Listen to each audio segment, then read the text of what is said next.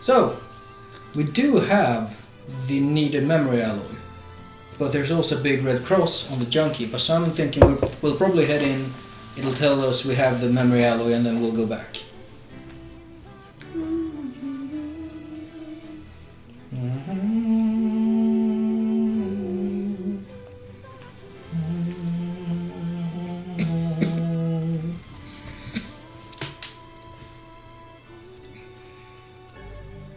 You already possess the following item. So, stop. Let's see what they say. God damn it, shut the fuck up. Yeah. Yeah, so good job on that quest. Let's go back. Yes. Walked in, walked around a bit, and then back again. Yeah, we don't need to feel bad for killing Peter 3 and the... Not quite yet. Shade. Okay, ready. What's a ship? A large seagoing vessel that carries freight and passengers over bodies of water. Yay! You're so great, BP. You've learned so much. You have taught me much, Khalil. You have helped to expand my vocabulary. That's important. You have instructed me in the ways of the outside world.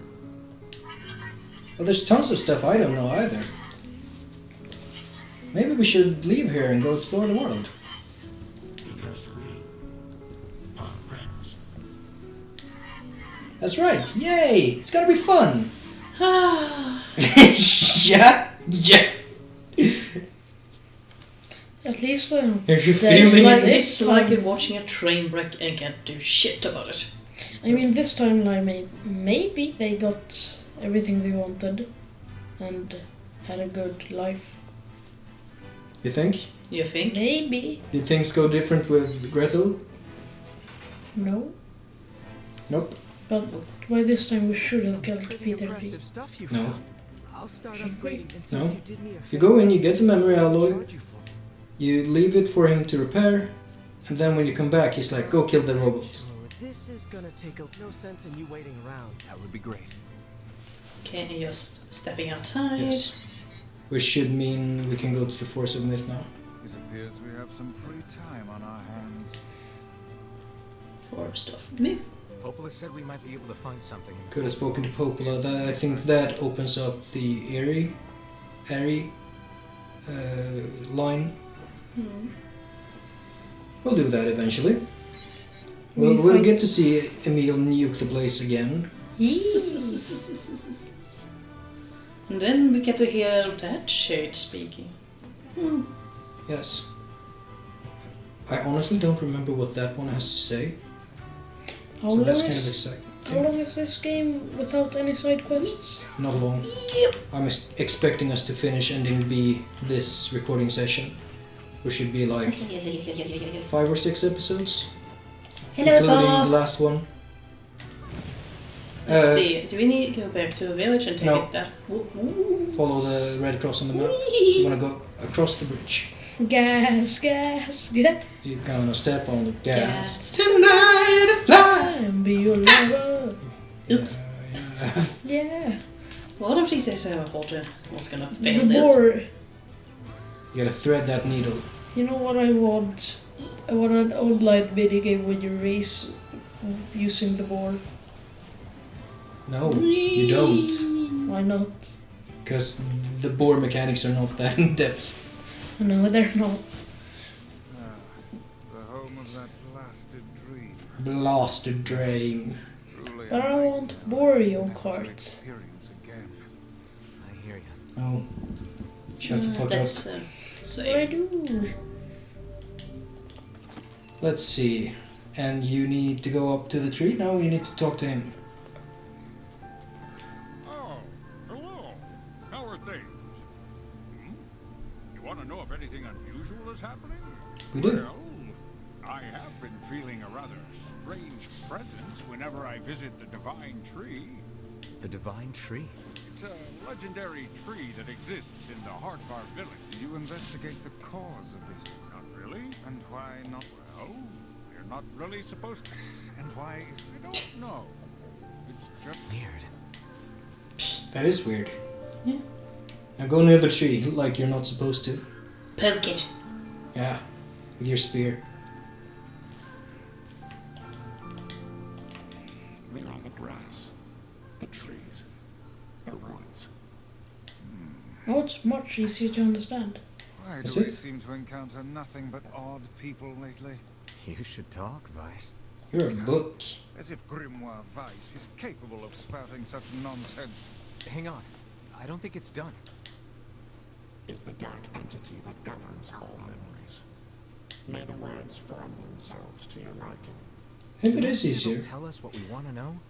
Yeah, That'd be it nice. seems almost like it's easier. I don't know. So anyways, think for a while why this tree has a robot voice. Black, pure darkness painted over everything. Words scattered here and there across the blackness. Kind words, difficult words, amorous words, all sparkling in the dark like jewels. The words were few now, but time was shorter. Grabbing the words in desperation, the tree turned to the sky. "This is wrong," whispered the tree, in the voice of wind through the leaves. "This is not how it was supposed to be. The plan has failed." And that is, of course, referring to Project Gestalt. Mm-hmm. Once, long ago, the tree had remembered everything about the world. This was its task, its function, its purpose. So the tree is actually a robot AI that was tasked in storing memories. That's pretty dead on. It's a computer. Why does it look like a tree? That is actually unclear. It shivered with something approaching joy as it collected the memories of mankind. This was no accident. Emotions were as much part of the tree as fruit and bark. Memories collected like dew on the thick green leaves of the tree. And once they had formed a web that spanned the entire world, which might actually refer to the World Wide Web, the Internet. Words collapsed into sunlight before passing through the leaves and into the pool of memory. From the pool, the words joined together to form colonies. The colonies united into whirlpools of light, and the light coalesced into stars. Each star was like a child of the tree, and it loved them all. Look at my memory. Okay, so now we're gonna start paying real big attention. A child is here, brought low by disease. He's far too young to have suffered so. Thin beyond words, the boy's skin is a shade paler than the bleached sheets upon which he lies. He is suffering from white chlorination syndrome, which is what happens when you come into contact with the meso, the magical element that the queen beast was made of, which was scattered across Tokyo. His parents no longer visit him, but they cannot bear to watch him suffer. The doctors have long since surrendered his fate to the gods. The boy too has abandoned hope. Strange emotions, wariness, hatred swell within the dark recesses of his young heart. He tries to reject the black terror that germinates in his body, but no amount of effort or tears can drive the invader away. That's an interesting choice as well, which we'll see a little bit later why. He has long ceased to resent his parents and doctors. Once he did, but now his pain is so great that there is little room in his heart to think of others. Only one person brings the boy comfort. A healthy young girl, with tan skin and deep blue eyes. Remember that? Blue. She is a beacon of brightness and light in the boy's world. Her very presence is a comfort to him. But he is unable to look upon her face. Whenever they meet, the boy is filled with loathing for his own state. Soon this loathing eats away at what joy he receives from the girl's visits. The girl will stop coming. He knows this. His every waking moment is spent in fear of this day. He thinks that if he could talk to her, if he could tell her of his feelings, this might not be so. But this conversation never happens. The girl disappears. The boy dies alone. The tree scoops up his memory and carefully stores it within itself. Etched upon it is a single word: envy. What happens when you get white chlorination syndrome is that you're basically given a choice. Mm-hmm. You can either become salt. Or, and this is interesting, or you can make a pact with the Watchers from Drakengard. And if you do, you become a fuck-off monster. Called, which are collectively referred to as the Legions.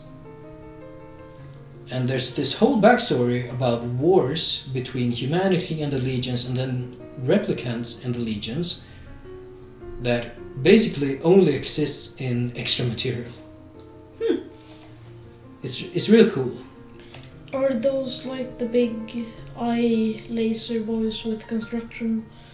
They might be a little bit like that, but they're not that big, most of them. Okay. There are a few that are big and have red eyes that are referred to as red eyes, which are sort of leader units. Look at my memory. There's a female warrior. Her greatest enemy is a beast with red eyes, there it is, that she cannot fully comprehend. When she strikes it with her sword, it turns into a pillar of salt and dies. So that's why there's also a big time limit on getting Project Gestalt done fast as hell. Because these things are showing up in Japan. And then they fucking nuke Tokyo, Shinjuku specifically, and that spreads the meso to China. And everyone in China starts getting infected. And this spreads across the world. But when the white smoke clears, a new enemy rises, and another, and another. The warrior knows that her struggle is folly, but fighting the unending stream of enemies fills her with a sense of joy and purpose. Somewhere deep in the warrior's drug-addled mind lies a vague memory of a daughter. Perhaps this child exists only in her head, the dying remnants of a powerful dream she does not know. Her friends and fellow warriors come and go. Some flee in terror, some are eaten. She began the fight with 23 companions, remember? But most are gone now. The warrior's body shudders. She does not understand why at first. By the time she hears the fierce, low sound, the arena is already enclosed in darkness. Looking up, the warrior sees a beast so large that it blots out the sky. She's laughing. She has been doing so for as long as she can remember. Covered in blood and dirt, the warrior laughs. She laughs and laughs until the town that contains her daughter collapses into a pile of dust. This memory has been stored for a long time. It is etched with a single word, loss. And this might actually refer to the grandmother of the original Kaine, who was a soldier. One credited with defeating the last Red Eye before a bunch of more Red Eyes turned up. There is a audio drama, because there's an official audio drama CD, which is something they do in Japan for a lot of games and some anime, where they basically go, hey, we have this script, we don't have the time and the resources to animate it, but we have a script and the voice actors are here, let's pay them to just read these lines, and we make that a drama CD. And there is one for NieR, which takes place right before the prologue in Tokyo. And I kind of dislike that it turns out that all the important characters kind of met each other before everything. Like Emil has met original NieR and original Kaine. He just can't remember them because, well, he was blinded. And they were different. And it was 1400 years ago. But it's kind of interesting, and it also involves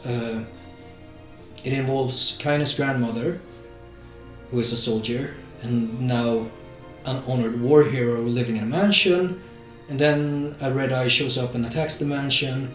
Fucking Tyran is there before he was gestalted, and he uses a P-33 robot to fight the thing, and then he cowers out and everything turns out pretty bad. Anyways, look at my memory. A red dragon falls from the heavens. Ah, that memory has been lost. Yeah. A shame. Was a favorite. After many centuries of existence, the tree saw that its carefully labeled memories were beginning to dwindle. Once seemingly infinite, the memories now seemed ready to disappear forever. I can speak, I can read. The tree did not feel sadness at this. Grief was an emotion beyond its comprehension. It did, however, have the distinct feeling that something was missing. The mountain of memories it had so carefully assembled had disappeared. The tree stretched its branches as far as it could, but new memories refused to flow. The pool of memories was black, empty pit, a hollow place where life had once flourished. The tree had lost its purpose. Maybe because people disappeared? Could be. Like, the replicants are not people in the, they're not actually people, but they kind of are, but they're not. It's weird. There was nothing to be done but sift through the few remaining memories littering the ground under its branches. This is why the tree was pleased when the young man and his companion entered the room. Bruce, well, this place is gloomy as hell. Wait, can you wait a little bit? Originally, I thought that there was some connection to the Drakengard characters with the stories, because a woman fighting a warrior, a distant memory of a child, kind of psychopathic. Yeah. Draken, like what's her name? Ariosh? Ariosh, baby to woman. Maybe. I mean, there could be a connection and to also, that. a red dragon falls from the heavens. Well, that's clearly... Angelus. Yeah, and it's clearly ending E of Drakengard. He. I guess there's parallels to be made to Ariosh. If you want to make those. I don't know if you want to. No. I think... Like, it's kind of a... it's quite a feat, but I think Ariosh is less popular than even Leonard in Drakengard. Like, it's kind of impressive that you managed to make a character that people hate more than the pedophile, but, Yeah. Angelus is the best character from that game. Quite possibly. Racist dragon. Yeah. Base dragon. Very. All he could see were a few crystals scattered haphazardly on the ground. Picking up one of the crystals and peering into it, Bruce suddenly saw a familiar sight. It was the Forest of Myth, its villagers, prisoners of their own dreams. I apologize, the tree thought. That is all that remains. As Bruce stared at the jewel, bewildered, a voice suddenly called out from the depths of his mind. The voice implored them to listen. It was an order. Following it was mandatory. Abruptly, the pair realized that they must listen. They must listen. Vice, look here. A small, shadowy presence appeared from beneath the floor. It appeared to be a shade. The shade grasped several jewels in his hand. More jewels tumbled out of his mouth like shards of broken teeth, sights and sounds tinkling from each one before vanishing forever. The creature was abusing the memories, treating the precious objects like a collection of cheap playroom toys. And I don't know a lot about this shade. I don't know if there is much to know about this shade, other than, well, what is being said right here. It might very well be a child shade that doesn't understand what the things are. Vice. This shade appears to be consuming the memories. These things eat memories? The tree extended a branch toward Bruce. Without a second thought, Bruce brought his blade down on the shade, tearing its stomach wide. Jewels burst from the shade and poured across the chamber floor. Look, thought the tree. There is the conviction memory I had lost, and satisfaction, and many others as well. Yes, this is good. The tree opened its mouth and attempted to speak, but no sound emerged. I believe we remarked on that last time, but the tree opened its mouth. Yes, like what? A millennium of silence and solitude had caused the tree to forget certain things, but rather than be upset, it greeted the development with good cheer. Focusing all its power on the riddle of speech, the tree formed a kind of makeshift vocal cord and tried again. I implore... Also, by the way, it formed a vocal cord. That's quite interesting and might tie into one of the endings. Maybe. Because I've heard there's an extra ending I also know there's an extra ending that was published only as text in Grimoire NieR, and it might be that ending, and that might actually be important. That being able to form vocal cord thing. It spat out a glimmering green jewel. One more time. I implore you. There we are. What was the color of the lost envy? I remember, do you remember? Blue. It's Spook! This shade has intelligence and emotion. Who cares? Says Bruce. Wow. Wow. Bruce brushed Vice's comment aside as his sword sliced through the chase's right arm. The shade extended its remaining arm to Bruce. I must touch him. I must make contact.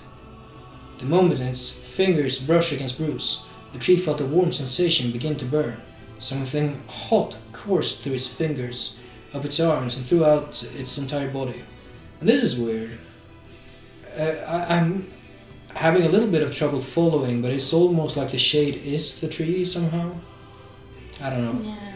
It was emotion, more than the entity had felt in centuries. The tree cried out in surprise and joy. 1,000 years alone, 1,000 years in quiet contemplation. The tree felt like it was going to break apart. For long centuries the tree had been alone, its heart sealed with heavy chains, but no more. New, powerful emotions began to take hold, causing its heart to lighten. This was more than the simple emotions it had been designed to feel. This was the beginnings of a soul. And the young man was the key. This was the promise made long ago. This was how it would be released. The tree's stomach began to throb in pain, a new and unpleasant sensation. The time was not yet right. I implore you, how many were lost by the warrior who fought the red-eyed beasts? 23. Yes. I believe that's what we got the last time as well. Mm-hmm. Riddle time is over. I'm gonna kill this stupid shade once and for all. Something round and shiny fell from the open stomach and clattered on the floor. The key! Cried the book. Okay. Secure the key. The man's sword slowed. Time began to dilate around them, stretching and slowing. Time is essential. The next word must be heard. The words exploded. It became difficult to discern their meaning. The pool of memories began to crack as infinite blackness burrowed its way into the wall. Vice, this world is falling apart. Bruce, how can a world of letters? I implore. Most important thing. World. Yeah, you know it's Yona. The light was complete. The memories disappeared. The tree's identity began to dissolve. As the letters slowly faded, Bruce was drawn back to the real world. And the tree was satisfied.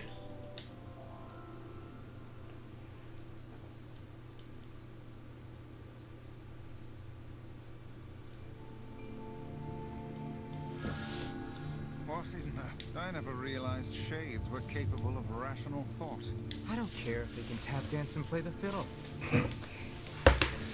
God damn it, Bruce, you're so Without all stupid. this hassle. With the tree defeated, we no longer have to worry about being buried in its world of letters. Unless, of course, Did you time defeat itself the is tree? to rewind. Was the shade and Wait, the is tree this the new same? dialogue? Did they say this before? I can't remember. I don't know, maybe. Something about time dissolving, and that's quite interesting to me. But we'll see if it actually is something related to something. So it's up to you really, what you want to do now. Let's check if a letter has arrived. And let's... Let's see if the Junkie kid sent us a letter. So we have to go back home. Yes. We do. Yes, gonna say. Why not? Like, compared to all the other fragments, key fragments, Loyal Cerberus feels like kind of lazy. Lazy? Really? Not like lazy, more like not as well thought out as the others.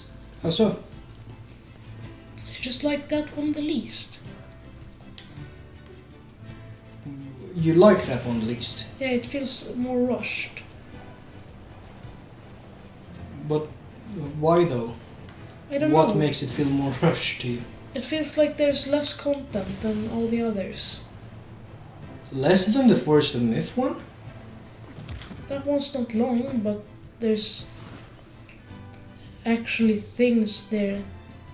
You don't think fucking Yeah, Fira's death is like important and stuff? yeah. But I don't know why I just don't like it as much as all the others. That's fine, but it's weird when you say that it feels rushed. It just Because- does to me. I don't know why. Fine. You have a letter, it would seem. Yep, we've read this. Personal. He's done a lot for us. Off to the junk heap. Remember? Yeah. This is when he wants us to go inside and fuck up the robot. Mm-hmm. I don't think it's faster to take the boat. Alright. It's like what little time you gain, you kind of lose again. Feel great, no cough, no fever. Watch out, world, because Yona's coming out to play.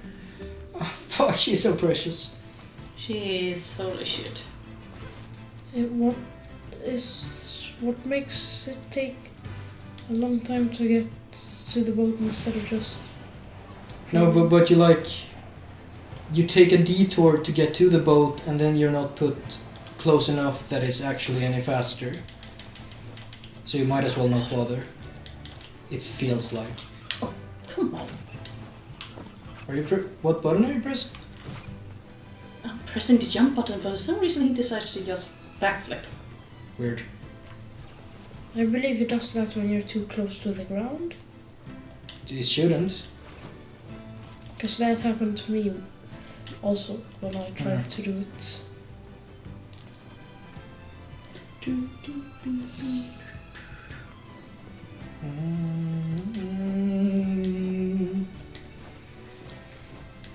This is a great... You know, when you have like a central hub, like this field is very Ocarina of Time-ish. Like you have a field with points of interests around it. Mm. It's pretty important to get the music down. Oh yeah. And when we think about it, the world is not that big really. No, like we've said a few times, it's implied to be much bigger. Mm-hmm. But video games... Hello, crazy person. Hey dude, Your weapon is ready to go. thank you. Great. Thanks. You know, with Wait, a what? weapon like Did you that, say one-handed? Nothing to say. Ah, fuck it. I need to ask you for a favor. Yeah? Oh, yeah? I want you to avenge my brother. You know it was your fault. Shut the fuck up. Just like, Please, I want you to avenge my brother. It's Well, my okay mission. then, stabs It's the Gideon. whole reason I've been creating these weapons for the past 4 years. I don't care about money. I only care about making a weapon strong enough to kill those bastards. Which bastards? The ones in the mountain. That little shade and his robot. You leave them alone! A shade has joined forces with a robot. There's a shade in there? Yes. Fucking Bruce's murder boner just pops right up. Yeah, you can see it in his pants. And what have we decided? We're gonna kill it. Yeah, let's Oh go kill boy. child and the best friend. Let's go murder Yeah! this dumb bitch kid. Actually, let's not. Let's save Yeah. and come back in the next episode and kill the child then. We can postpone the child murder. But it's Yeah. gonna happen. Sooner or Yeah. later it's happening. It's gonna happen. Oh boy. It's like a train wreck, you can't stop it, but you can at least watch, but it's not a good watch. As a wise woman once said, nobody stops.